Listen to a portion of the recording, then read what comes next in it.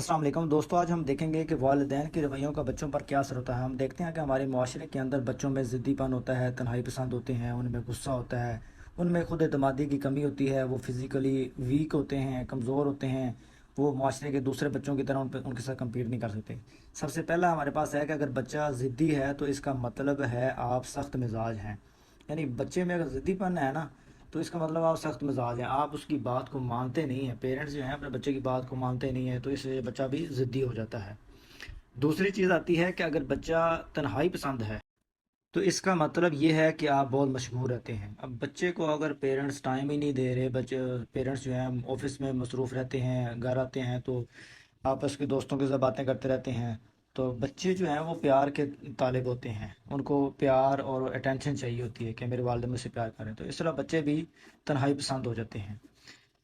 تیسرے نمبر پر ہے اگر بچہ ہمیشہ غصے میں رہتا ہے تو اس کا مطلب یہ ہے کہ آپ اس کے اچھے کاموں کی تعریف نہیں کرتے۔ یہ ہماری سوسائٹی میں پایا جانے والا سب سے بڑا فیکٹر ہے کہ والدین بچوں کو حوصلہ افزائی ہی نہیں کرتے، ان کو اپریشیٹ ہی نہیں کرتے، ان کے اچھے کام کی تعریف ہی نہیں کرتے۔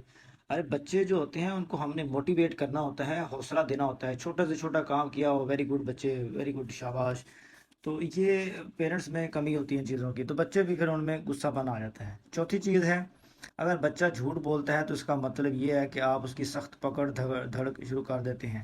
یہ بھی بہت کامن ہے ہماری سوسائٹی کے اندر، والدین اکثر پڑھے لکھے نہیں ہوتے، تو بچہ اگر چوری کرتا ہے، جھوٹ بولتا ہے، تو اس کا مطلب ہے آپ اس کے ساتھ سختی کرتے ہیں۔ یعنی بچے سے اگر چھوٹی سی معمولی سی غلطی ہو جائے نا، تو وہ پیرنٹس کو بتانے کی بجائے خود ہی اس کو ٹیکل کرنے کی کوشش کرتا ہے کہ اگر میں نے اپنے امی ابو کو بتا دیا تو مجھے ڈانٹ پڑے گی، تو اس کی کیا وجہ ہے؟ وہ پھر جھوٹ بولتا ہے، والدین پوچھتے ہیں کیا تم نے یہ کام کیا تھا؟ نہیں ابو میں نے نہیں کیا تھا۔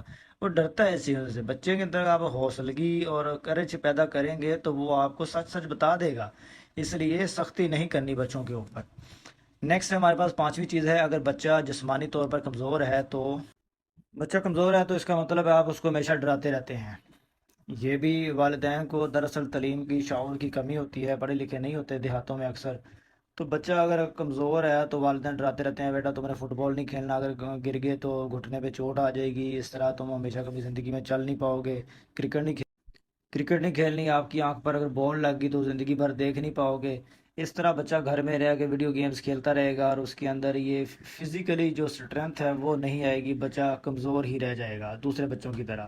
یا آپ بچے کو سائیکل نہیں چلانے دیں گے، بیٹا گر جاؤ گے، اس سے ٹانگ ٹوٹ جائے گی، بازو ٹوٹ جائے گا، یہ اس طرح کی باتیں۔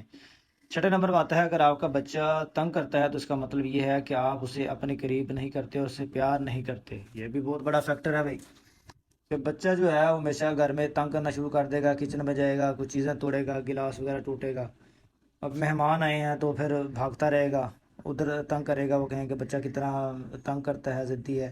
تو اس میں بھی یہ ہے کہ والدین بچوں سے پیار نہیں کرتے، ان کو اپنے پاس نہیں بٹھاتے۔ ساتویں چیز اگر آپ کے بچے میں خود اعتمادی کی کمی ہے تو اس کا مطلب یہ ہے کہ آپ اس کی حوصلہ افزائی نہیں کرتے۔ یہ تو ان تمام فیکٹرز میں سب سے بڑا فیکٹر ہے، امپورٹنٹ ہے، کہ بچے جو ہیں ان کو چیزیں آتی بھی ہوتی ہیں، کام یاد ہوتا ہے اسکول میں، کالج میں، یونیورسٹی، وہ بول نہیں پاتے۔ اس کی وجہ کیا ہوتی ہے؟ بچپن میں ہی والدین نے ان کے اندر حوصلہ ہی پیدا نہیں کیا ہوتا، وہ بیچارے سیلف کانفیڈنٹ نہیں ہوتے۔ تو یہ بہت بڑا فیکٹر ہے، بچوں کے اندر حوصلہ ہونا چاہیے، وہ بات کر سکیں، غلط اور صحیح میں فرق کر سکیں۔ تو اس طرح اگر وہ کسی کے ساتھ گیم کھیلتے ہیں بچوں کے ساتھ، فٹ بال یا کرکٹ، تو کوئی اس کو چھوٹی سی بات کہہ دے یا سلیجنگ کر دے تو وہ لڑنا شروع کر دیتے ہیں۔ حوصلے کی کمی ہے نا، آپ اس کو دیے ہی نہیں بچپن سے۔ آٹھویں آٹھویں چیز اگر بچہ دوسروں کا احترام نہیں کرتا تو اس کا مطلب یہ ہے کہ آپ اس سے پست آواز میں بات نہیں کرتے۔ اب معمولی عام طور پر یہ چیزیں جو ہیں دیہاتوں میں دیکھنے میں آتی ہیں کہ والدین بچوں کے سامنے آپس میں لڑتے رہیں گے، یا بچے کو اگر کوئی سمجھانا ہے تو چیخ کے کہیں گے، کیا کیسے کہیں گے کہ یہ کیا کر رہے ہو آپ، میں نے آپ کو سمجھایا نہیں ہے کس طرح نہیں کرنا، تمہیں تمیز ہی نہیں ہے۔ تو بچہ سہم جاتا ہے، ڈر جاتا ہے، اس کے اندر وہ چیز، وہ کانفیڈنٹ ہی پیدا نہیں ہوتا آگے آنے والی زندگی میں۔ تو اس طرح بچہ جو ہے وہ دوسروں کو بھی احترام نہیں کرتا کہ میرے ممی پاپا ایسے بات کر رہے تو میں بھی ایسے ہی بات کروں گا، مطلب چیختے ہیں آپ ان کے سامنے۔